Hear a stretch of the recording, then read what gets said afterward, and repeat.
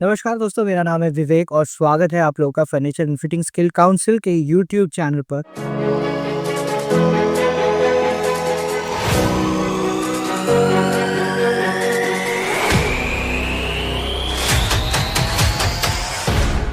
पर आज जो मैं ये वीडियो लाया हूँ, ये वीडियो खासली उन लोगों के लिए लाया हूँ जो लोग नौकरियां ढूंढ रहे हैं या शायद फर्नीचर इंडस्ट्री में एंटर करना चाहते हैं।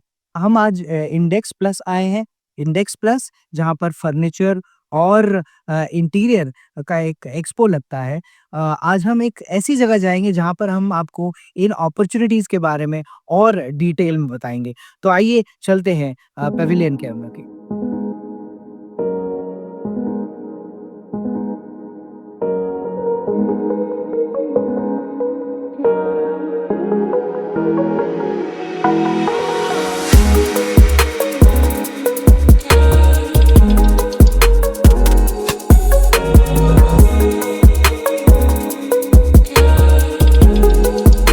जैसे कि आप लोग देख सकते हैं, इस वक्त हम लोग हैं एफएफएससी के डिजाइन एटेलियर पवेलियन पे। बताया हम यहाँ इस वक्त आए हैं फर्नीचर इंडस्ट्री में अपॉर्चुनिटीज के बारे में जानने के लिए। बट उससे पहले मैं आपको एक थोड़ा सा प्रीव्यू देना चाहूंगा कि इस जगह का नाम डिजाइन एटेलियर पवेलियन क्यों है। और ये डिजाइन एटेलियर पवेलियन इसलिए हम इसको कह रहे हैं कि अगर मैं आपको अंदर लेके जाऊं, what we are trying to show here, हम ये यहाँ जो दिखाना चाहते हैं, हम ये दिखाना चाहते हैं कि जब आप एक फर्नीचर को देखते हैं तो आप सिर्फ एक लास्ट प्रोडक्ट देखते हैं। बट क्या आप जानते हैं कि उस फर्नीचर के बनने में क्या क्या प्रोसेसेस होते हैं? बिकॉज जब आप उस प्रोसेस को समझेंगे, आप इस बात को भी समझ पाएंगे कि इस फर्नीचर इंडस्ट्री में क्या क्या अपॉर्चुनिटीज हैं। तो आइए मैं आपको पवेलियन के अंदर लेके चलता हूँ और कुछ लोगों से मिलाता हूँ जो आप इस बारे में आपको कुछ और जानकारी भी देंगे। आइए चलते हैं। जैसा कि मैंने आपको बताया कि एक फर्नीचर बनने में कई सारे प्रोसेसेस इन्वॉल्व होते हैं। उसमें से सबसे पहला प्रोसेस है डिज़ाइन का होना। सबसे पहले एक फर्नीचर बनने से पहले एक उसका डिज़ाइन तैयार होता है। डिज़ाइन तैयार होने के बाद वो मशीन्स पे जाता है, उसके पीसेस बनते हैं, वो पीसेस फिर असेंबल होते हैं जो इंस्टॉलेशन में जाता है। फिर वो फाइनल प्रोडक्ट आपके घर पहुँचता है, चाहे वो चेयर हो, चाहे वो बेड हो, चाहे वो सोफ़ा हो। कोई भी प्रकार का फर्नीचर हो, वो इसी प्रोसेस से आज की डेट में बन रहा है। और अगर आप सोच रहे हैं कि फर्नीचर जो है आज भी उसी तरह नीचे फ्लोर पे बैठकर एक आरी से लकड़ी काट कर बनाया जा रहा है, तो आपको मैं एक इनसाइट देना चाहूँगी। जो फर्नीचर इंडस्ट्री है काफ़ी बदल चुका है।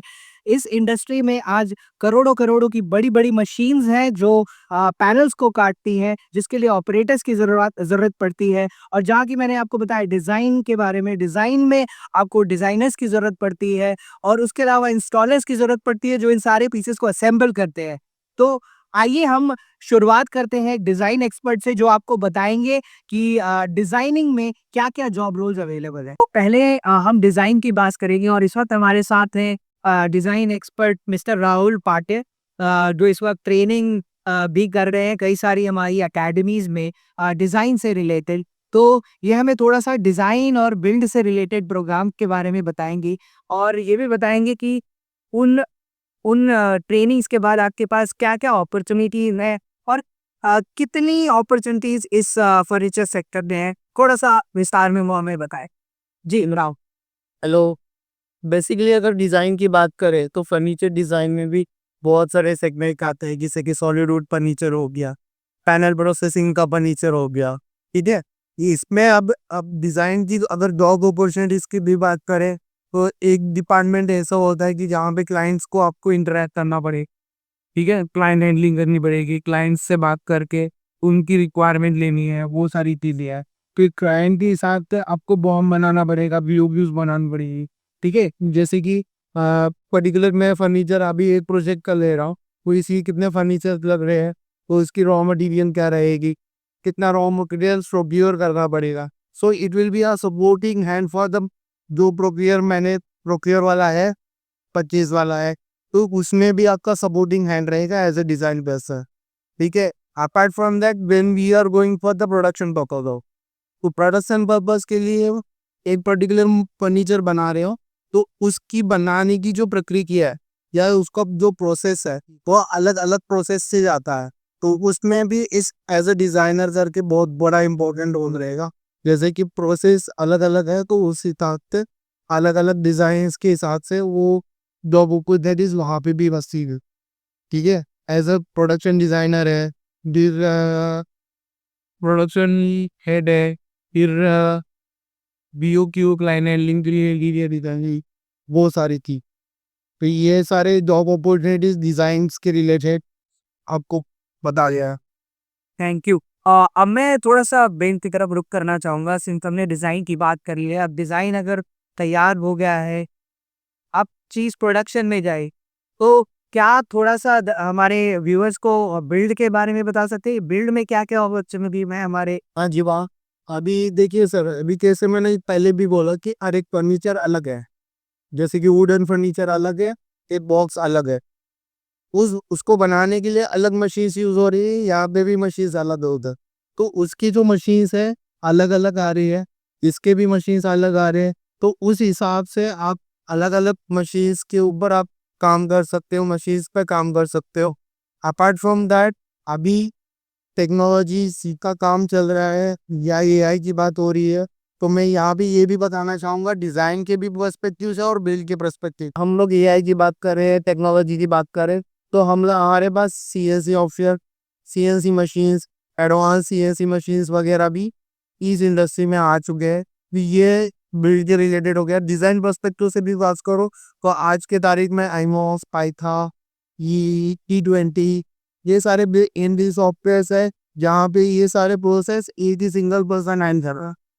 तो ये भी एक अपॉर्चुनिटी है where you are making a leading role over there in the production department. So ये बिल्ड के हिसाब से और डिज़ाइन के हिसाब से जॉब रोल के अपॉर्चुनिटीज अगर देखा जाएगा तो बहुत सारी अपॉर्चुनिटीज को है हर एक डिपार्टमेंट में, हर एक एम्प्लॉयमेंट में। But taking into the technology perspective also, एक चीज़ मैं बताना चाहूँगा कि यहाँ पे जो IT सेक्टर का बूम आ रहा था या पूरे IT सेक्टर वगैरह बोल रहे थे जी, तो it will be like a similar kind of job for the epic IT बस।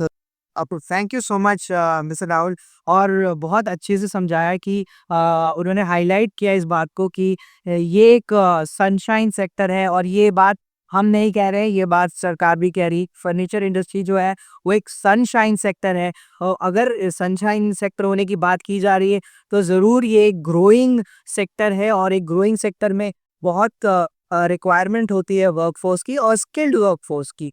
तो अब ये स्किल अगर आपको गेन करना है, तो जैसा कि मैंने आपको बताया कि कई सारे हमारे सेंटर्स हैं पैन इंडिया, जहाँ पर आप जाकर ट्रेनिंग ले सकते हैं। बट इससे पहले एक और हम डिटेल में जाएँगे, हम जानेंगे कि डिज़ाइन, बिल्ड, इंस्टॉल के बाद इसके अलावा भी आप और क्या ऐसा कर सकते हैं इस प्रोग्राम के द्वारा ट्रेनिंग लेने के बाद। तो आइए चलते हैं और मिलते हैं हमारे नेक्स्ट एक्सपर्ट से। जैसे कि हमने अभी अपना हमारे एक्सपर्ट से जाना कि डिज़ाइन, बिल्ड और इंस्टॉल में किस प्रकार की अपॉर्च्युनिटीज़ है फर्नीचर इंडस्ट्री में। बट जो अपॉर्च्युनिटीज़ है वो सिर्फ डिज़ाइन, बिल्ड, इंस्टॉल या मैनेज तक सीमित नहीं है। आप चाहें तो अपने देश को रिप्रेजेंट कर सकते हैं अपने स्किल्स द्वारा। आप कहेंगे कैसे? तो मैं आपको समझाना चाहूँगा, जिस प्रकार से ओलंपिक्स होता है स्पोर्ट्स के लिए, उसी प्रकार से स्किल्स के लिए एक वर्ल्ड स्किल्स कंपटीशन होता है। और इस वक्त मैं हूँ गुलशन के साथ, गुलशन कुमार, जो वर्ल्ड स्किल्स जा चुके हैं और 2024 में फ्रांस गए हैं। इससे पहले उन्होंने इंडिया स्किल्स में भी 2 बार पार्टिसिपेट किया है। तो आइए जानते हैं उनसे कि किस प्रकार की उनकी जर्नी रही, कैसे उन्होंने इस ट्रेड में शुरुआत करी और कैसे वो वर्ल्ड स्किल तक उन्होंने पार्टिसिपेट किया और इंडिया को रिप्रेजेंट किया। तो गुलशन, क्या हमारे व्यूअर्स को बताना चाहेंगी कि आपकी जर्नी कैसी रही वर्ल्ड स्किल्स तक? I am Bunsen Sharma. मेरी जो जर्नी स्टार्ट हुई थी, एक तो मेरा फैमिली बैकग्राउंड कारपेंटर से है, तो मुझे कहीं न कहीं घर से भी बहुत कुछ सीखने को मिला। उसके अलावा फिर जो स्टार्टिंग वर्ल्ड स्किल्स कॉम्पिटिशन्स का हुआ था 2021-22 के साइकिल में, उस टाइम पे मैंने सेंटर ऑफ एक्सीलेंस से ट्रेनिंग ली थी, जहाँ पे मुझे पता चला कि इस तरह का भी प्लेटफ़ॉर्म है। हमें तो लगता था कि स्पोर्ट्स में और बाकी चीज़ों में ही सिर्फ लोग अपने इंडिया को रिप्रेजेंट कर पाते हैं, अपने देश को रिप्रेजेंट कर सकते हैं, बट ये प्लेटफ़ॉर्म मेरे लिए बिल्कुल नया था और मेरे लिए सुनहरा मौका भी कि मैं कुछ कर सकता हूँ नया। फिर वहीं से मेरी जर्नी स्टार्ट हुई। 2021-22 की साइकिल में जब कॉम्पिटिशन में भाग लिया, इस एक्टिव कॉम्पिटिशन में मैंने सेकंड आया, फिर रीजनल में फर्स्ट, लास्ट ईयर नेशनल के बाद में जब मॉक टेस्ट हुए थे, तब मैं सेकंड रह गया। तो मेरा वर्ल्ड स्किल्स जाने का उस टाइम पे थोड़ा सा पीछे रह गया, पर मैंने भी इस मौके को नए मौके की तरह तरह देखा कि नेक्स्ट कंपटीशन में पार्टिसिपेट करके जा सकते हैं हम। तो मैंने इंतज़ार किया, फिर उसके बाद मार्च 2024 में कंपटीशन जब हुआ नेशनल, तो गोल्ड मेडल आया मेरा। फिर मैंने ट्रेनिंग ली, तो मैं गया वर्ल्ड स्किल्स कंपटीशन में। बट हम देखते हैं ना कि अपने इंडिया में कि एक ही कारपेंटर सब कुछ करता है, बट बाहर ऐसा नहीं है। वहाँ हर बंदा काम करने का अलग है। कोई भी कॉम्पिटिटर है, उसका काम करने का ज़रिया, नज़रिया सब कुछ अलग है। टूल्स हों या कुछ भी स्पेशल जिग्स वगैरह बनाने का, ये सारी कुछ चीज़ें। हाँ, बट मैं एक मैसेज ज़रूर देना चाहूँगा सभी कारपेंटर्स यूथ के लिए। ये सिर्फ़ एक कॉम्पिटिशन नहीं, ये एक सुनहरा सफ़र है, जहाँ पे एक आप अप्रेंटिसशिप से लेकर एक आप एक्सपर्ट बनने तक, स्टूडेंट से लेकर एक ग्लोबल मेडलिस्ट बनने तक।